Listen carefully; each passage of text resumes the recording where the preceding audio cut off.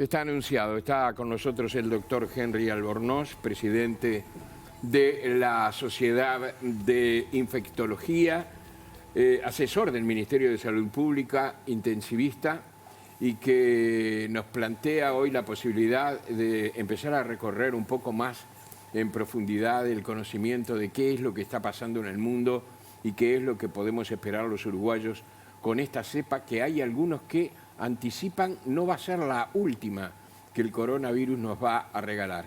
Doctor, bienvenido y gracias. Bueno, buenas noches. Muchas gracias por la invitación, es un gusto. Bueno, estamos en un momento de nueva incertidumbre, digamos, ¿no? Creo que hay algunas cosas que están un poco claras. Usted lo decía, seguramente no va a ser la última variante. Es probable que vayan a emerger otras, pero en este momento se posiciona como una variante, por lo menos catalogada como de preocupación, que esa es la clasificación que tiene en este momento de acuerdo a cómo la cataloga la Organización Mundial de la Salud, pero con una potencialidad muy importante que habrá que ver cómo se va a desarrollar los hechos en los próximos días. De eso estamos hablando. Estamos hablando de Omicron, exactamente. Sí. Es bueno que lo menciones, Alfonso.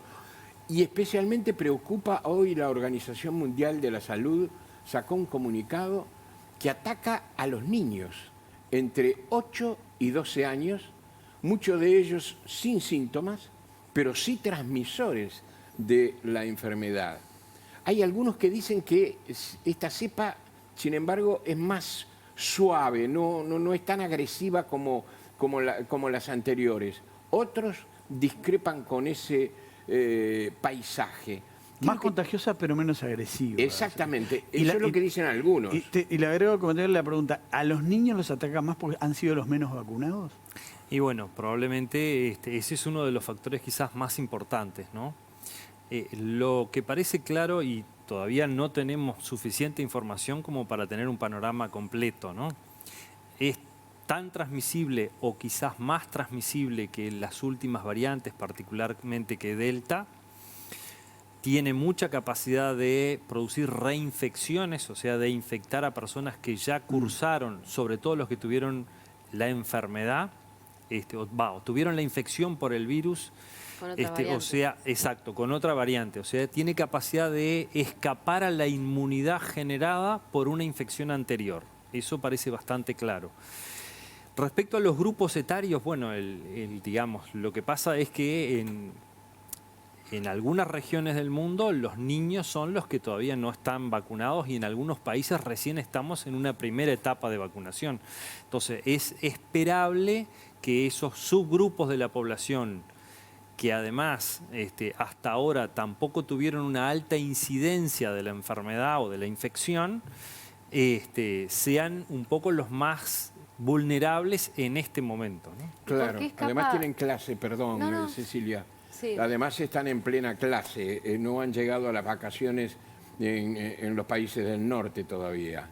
Y es un poco lo que también nos ha pasado a nosotros aquí, ¿no? La incidencia de casos se desplazó bastante a la población de niños y sobre todo en los contextos de centros educativos y otras actividades sociales entre niños, ¿no? Por eso el apuro de la vacunación antes de que empiece el próximo año lectivo. Pero, ¿por qué es capaz esta variante de escapar a la inmunidad natural y no así a la inmunidad proporcionada por la vacuna? Bueno, lo que está claro es que puede reinfectar, su capacidad de reinfección probablemente se la den el gran número de mutaciones que tiene, de las cuales muchas de ellas o la mayoría se ubican en lo que llamamos la proteína S, la de la espícula, que es sobre la cual la mayor parte de las vacunas han generado inmunidad. Entonces, ahí viene la otra preocupación, que es si las vacunas realmente, si no va a escapar también a la inmunidad de las vacunas. Eso todavía no hay evidencia o todavía no hay información. Lo que sí parece claro, como se dijo recién, es que no se acompaña por el momento de elementos de mayor gravedad. Y de hecho, si bien ha sido como muy transmisible, todavía no hay elementos claros de que esa esa incidencia que viene en aumento y que en algunos países está entrando en lo que llamamos la etapa de crecimiento exponencial, no se ha acompañado todavía de ingresos hospitalarios y de casos graves que requieran ingreso a las unidades de cuidado intensivo y eso. Eso también puede estar explicado en parte porque nosotros tenemos como dos componentes de la inmunidad y hay un componente de la inmunidad que es la inmunidad celular que probablemente se mantenga efectiva contra esta nueva variante y esa inmunidad es la que nos protege más de las formas graves. No nos protege tanto de la transmisión, pero sí de que si adquirimos el virus no vamos a tener una forma grave. Y eso, las vacunas mantienen esa respuesta probablemente frente a esta nueva variante. Pensando en el futuro, ¿no? Y con algunos elementos que hemos, digamos, incorporado a lo largo de esta pandemia, los simples mortales, a través de lo que nos dicen los infectólogos o los virólogos. Por ejemplo, que los virus, sé que estoy hablando con un infectólogo, pero que los virus, para sobrevivir, quizás se convierten en más transmisibles, pero menos letales, ¿no? Porque necesitan más cuerpos para reproducirse.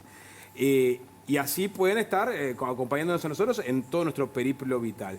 Y eso es lo que significaría una endemia, ¿no? Cuando tengamos un virus de baja letalidad, con vacunas circulando, pero capacidad de reproducirse.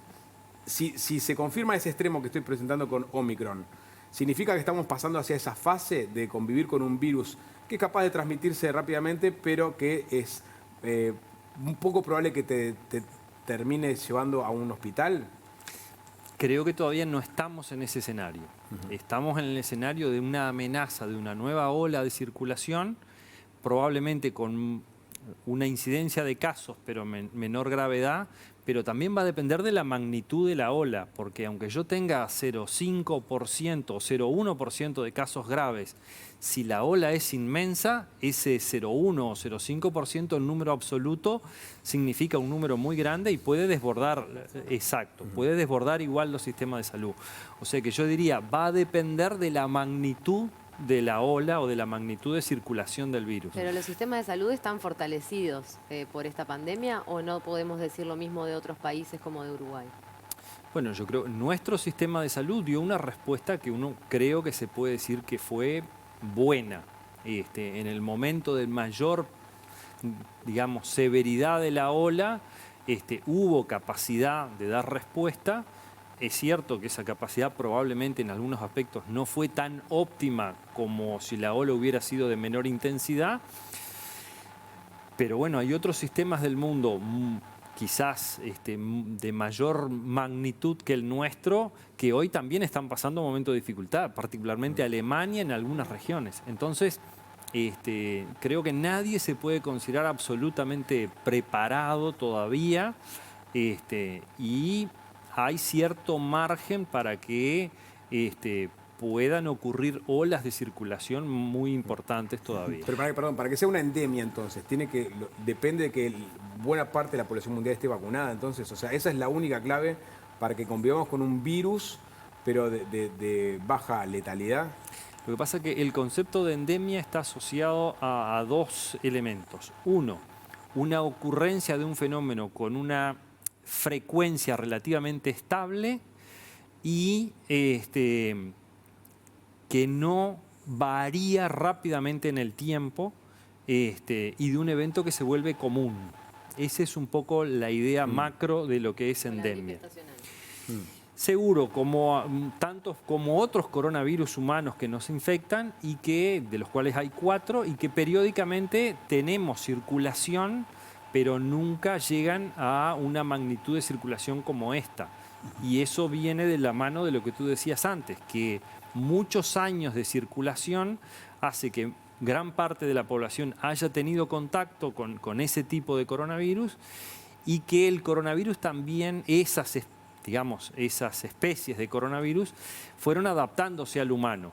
Cuando surge un nuevo virus, como es lo que pasó con esta pandemia, ninguno de los dos están adaptados. Ni el agente agresor está adaptado al huésped y mucho menos el huésped al agresor, porque es la primera vez que tienen contacto. Entonces, eso genera esas olas de circulación y por eso estos eventos de gravedad. Doctor, nosotros hemos tenido la suerte, de algún modo, entre comillas, de ver el futuro. Es decir, mirábamos lo que pasaba en Europa, sabíamos que se venía, nos dio tiempo de prepararnos bastante. El Fondo Monetario acaba de ser muy elogioso con cómo Uruguay tomó, por ejemplo, el tema. Yo le pregunto, acá, usted nombró el caso de Alemania, por ejemplo, y de otros. ¿Estamos viendo el posible futuro de nuevo de Uruguay? Es decir, que todo lo que está pasando en algunos países de Europa que están cerrando fronteras, que están limitando la circulación, que están de vuelta pidiendo mascarillas al aire libre, ¿podemos llegar a vivirlo o no? ¿O el nivel de vacunación nuestro hace que eso sea improbable? Bueno, yo creo que Uruguay en este momento tiene una situación muy favorable, ¿no? Creo que tenemos un porcentaje bastante alto de la población vacunada. Ya llegamos a un 40% de la población con una dosis de refuerzo. Entonces creo que ahí está digamos, la herramienta que nos queda para que esto no nos pase. Entonces, que no es la situación de Alemania. Alemania estaba con en torno del 60%, un poco menos de la población vacunada, y no había empezado a administrar una tercera dosis todavía. Eso es muy distinto de cuál es la situación nuestra. Entonces, creo que no es previsible a corto plazo que la situación de Uruguay cambie mucho, pero el virus va a seguir circulando. ¿Pese al turismo, por ejemplo? Bueno, el virus va a ingresar al Uruguay, eso no hay que tener la fantasía de que no vamos a tener. También teníamos esta duda cuando empezó Delta y decíamos, bueno, Delta va a llegar o no va a llegar. Sí, obviamente que iba a llegar. Lo que no sabíamos es cómo se iba a comportar y de hecho creo que hubieron 2 o 3 factores. Uno, que veníamos saliendo de una ola de circulación muy intensa y que llegamos, cuando llegó Delta, teníamos un porcentaje de la población vacunada muy alto, hizo que Delta no se comportara como se comportó en otros países. Lo que pasa es que cuando llegue Omicron acá no vamos a estar en esa situación. Nuestra ola intensa va a haber pasado y van a ser muchos meses, probablemente. Entonces, lo que nos queda es la vacunación. Y la inmunidad, tanto dada por el virus como dada por la vacunación, es dinámica. No es yo me vacuno y esa inmunidad me va a durar para toda la vida. Hoy lo que sabemos es que probablemente dure en el entorno de las 6 a 9 meses, dependiendo si es por haber adquirido la infección o si por estar completamente vacunado. Entonces, lo que es clave es que cuando llegue nosotros tengamos un porcentaje muy alto de la población con esta dosis de refuerzo dada, que es lo que nos va, en cierta medida, a proteger de una circulación intensa. Doctor, no sé si vio, no tiene por qué haberlo visto, pero tal vez lo haya visto, la manifestación de hoy en Holanda y concretamente en Alemania de aquellos que están contra la vacuna, antivacunas. En los 2 países, especialmente en Alemania, que ya ha fijado la fecha, seguramente va a ser el 1 de febrero, se va a instalar la vacuna obligatoria. Esto mismo se está estudiando en otros países, inclusive Australia, inclusive Portugal, inclusive Francia, a pesar de que Francia ha dicho que todavía no. ¿Ese es el destino que va a tener el mundo para parar esta instancia por la cual estamos viviendo y por la cual algunos de sus colegas dicen que concretamente lo que debemos esperar son variantes del coronavirus mucho más poderosos que los que hemos padecido ya? Bueno, la probabilidad de que emerjan variantes con mayor posibilidad de éxito existe, eso es así, y en la medida que se mantenga la circulación, eso probablemente pueda llegar a ocurrir. En cuanto a lo de la obligatoriedad de la vacunación, realmente es un tema complejo. Yo no lo quiero involucrar en temas políticos, pero todos sabemos que cuando se trata de imponer algo por la vía de la obligatoriedad, hay parte de las personas que eso les genera un rechazo, y la respuesta al rechazo es en general no solo no me vacuno, sino que me vuelvo un activista en contra de las vacunas. Austria va a cobrar 7.000 euros a quien ande sin vacuna por la calle a partir de febrero. Alemania no va a permitir el trabajo concretamente de aquellos que no tengan vacuna. En la provincia de Buenos Aires anunciaron que no se va a poder trabajar tampoco si no se tiene vacuna, ni viajar, ni ir a restaurantes. Hay como una pulseada muy potente entre las dos partes. Sí. También es cierto que la situación es dinámica y en la medida en que si Omicron se empieza a dispersar y empieza a generar una alarma muy alta de una probable quinta ola y de circulación, quinta ola en Europa y de circulación en otros países, eso también cambia la visión de las personas y cambia la respuesta. Y pasó en Alemania. En Alemania, cuando se inició esta ola, en 48, 72 horas vacunaron a casi 300, 400.000 personas de esos que hasta ahora no se habían vacunado. Entonces creo que hay que apostar a eso, hay que apostar a transmitir la información, tratar de ser lo más transparentes y lograr que las personas entiendan la importancia de esto. Va a haber gente que no se va a vacunar, eso es así. ¿Cuál es la solución para eso? La verdad que yo no lo sé, no sé si es la obligatoriedad, la verdad, no sé. Sí, sí. Albornoz, ¿qué pasa con Uruguay? ¿Tiene cierto riesgo en este periodo o en este paréntesis que se va a dar de las personas que se dieron al principio Sinovac y que van perdiendo paulatinamente la inmunidad y no han ido nuevamente a vacunarse? ¿Eso puede llegar a generar una ventana de riesgo para Uruguay con esta variante? Sí, sin duda, porque digamos, sabemos que la inmunidad que genera Coronavac es una inmunidad que a los 4 a 6 meses desciende y se tiende a perderse, digamos. Entonces, es clave que ese grupo de personas se den por lo menos una dosis, en este momento es lo que está propuesto, de la vacuna de Pfizer, que genere una respuesta un poco más potente y además más duradera. Y probablemente el que se vacunó con Coronavac y recibe una dosis de Pfizer tenga mejor respuesta que la persona que solo reciba una dosis de Pfizer. O sea, revacunar arriba de haber tenido Coronavac previo genera mejor respuesta. Y eso es parte de la explicación de por qué está planteado el sistema así. Con esa realidad y el hecho de que se va, digamos, el efecto va bajando, más allá de la obligatoriedad, ¿vamos camino a la revacunación anual, como por ejemplo la gripe o algo así? Bueno, yo creo que es probable que ese sea el escenario para quizás los próximos 2 o 3 años. Cuando después que haya varias olas de circulación y haya un 40-50% de la población que haya tenido contacto con el virus y que además haya recibido 1 o 2 o 3 dosis de vacunas, probablemente logremos ya un equilibrio entre la circulación viral y el grado de inmunidad comunitaria. Entonces, llegado a ese momento, probablemente pueda dejar de ser necesario, pero eso no es previsible que sea para el 2022. Probablemente sea para 2 o 3 años para adelante. De acuerdo a lo que usted dice, en el 2022 capaz que ya nos quedamos sin protección. Bueno, por eso, creo que en el 2022 es seguro que nos vamos a vacunar. Ah. Es muy probable que para el 2023 también. Ajá, está. Lo que no creo que sea, o no está claro que sea un escenario Permanente. exactamente.